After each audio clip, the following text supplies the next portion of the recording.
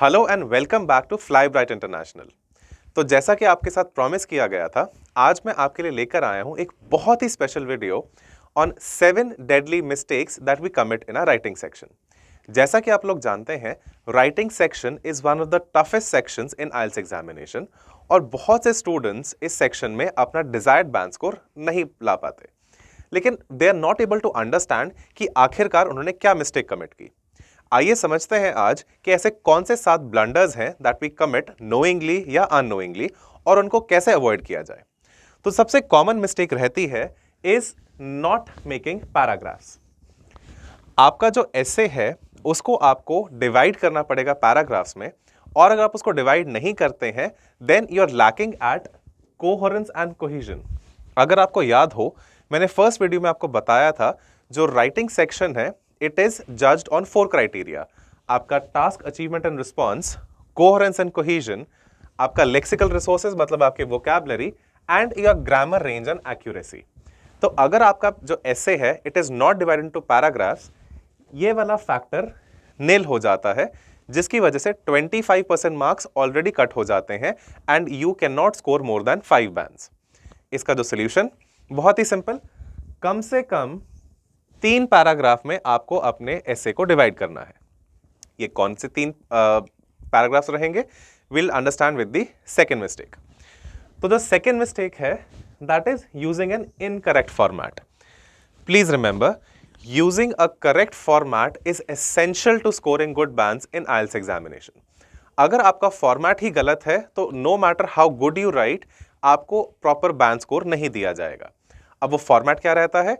Basic format of your introduction, of your body and finally the conclusion. तो जो 3 paragraph हैं, पहले paragraph में आपको देनी होती है इंट्रोडक्शन।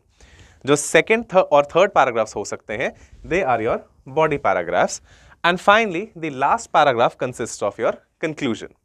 अगर इस फॉर्मेट को फॉलो नहीं किया जाता then also you are restricted to 5 bands. बात करते हैं थर्ड मिस्टेक की। Third mistake is partially addressing the questions. ये सबसे ज्यादा कॉमन रहता है for students who do not read the question properly.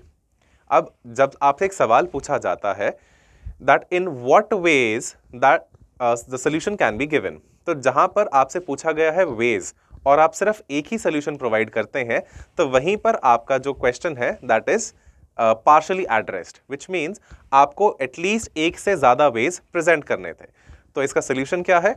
You have to read the question properly and carefully, और वो उसके कितने क्वेश्चन प्रॉम्प्ट्स हैं, 2, 3 या 4, इस चीज को समझना बहुत जरूरी हो जाता है। जो मिस्टेक नंबर 4 है, 4 says presenting an unclear position. Unclear position का मतलब है कि जब आपसे सवाल पूछा जाता है वेदर यू अग्री और disagree, you have to stick to one of the opinions. या तो आप उससे कंप्लीटली अग्री करेंगे या कंप्लीटली डिसअग्री करेंगे या फिर पार्शियली अग्री भी कर सकते हैं, लेकिन वो पोजीशन आपको through out your paragraph maintain करनी पड़ेगी। अगर आप फर्स्ट पैराग्राफ में अग्री करते हैं और मिडिल में कहीं पे डिसअग्री कर जाते हैं, therefore it's a clear violation of your ideas. इस वजह से आपका बैंड रिस्ट्रिक्ट हो जाता है। नेक्स्ट जो मिस्टेक है that is spellings and typos. ये एक ऐसी मिस्टेक है जो इजीली अवॉइड की जा सकती है, लेकिन बहुत से स्टूडेंट्स इसी ट्रैप में फंस जाते हैं।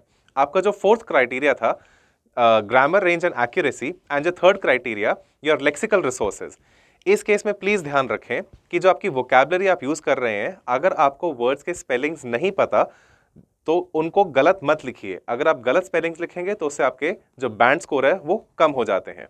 और इसका सोल्यूशन क्या है? बहुत इजीली जो मोस्ट कॉमनली मिसस्पेल्ड वर्ड्स हैं आप उनको प्रैक्टिस करते रहिए। और अगर आप एक टाइपिंग एग्जाम दे रहे हैं, दैट मीन्स अगर आप आइल्स कंप्यूटर बेस्ड दे रहे हैं, तो फिर कोशिश कीजिए वहां पे टाइपोज अवॉइड कीजिए। टाइपोज मतलब आपने लिखना था THE द, लेकिन टाइप करते हुए TEH लिखा गया, तो दिस मीन्स जो TEH है ये एक एरर माना जाएगा एंड इस चीज के मार्क्स डिडक्ट होते हैं। Mistake number 6 says memorised language and overused phrases. इसका मतलब क्या हुआ? अगर किसी का लिखा हुआ एसे आपने याद किया है और उसको वैसे ही कॉपी कर लिया वहां पे, तो इसके डेफिनेटली मार्क्स कट होते हैं। एंड इस सिचुएशन में old is gold is literally not true.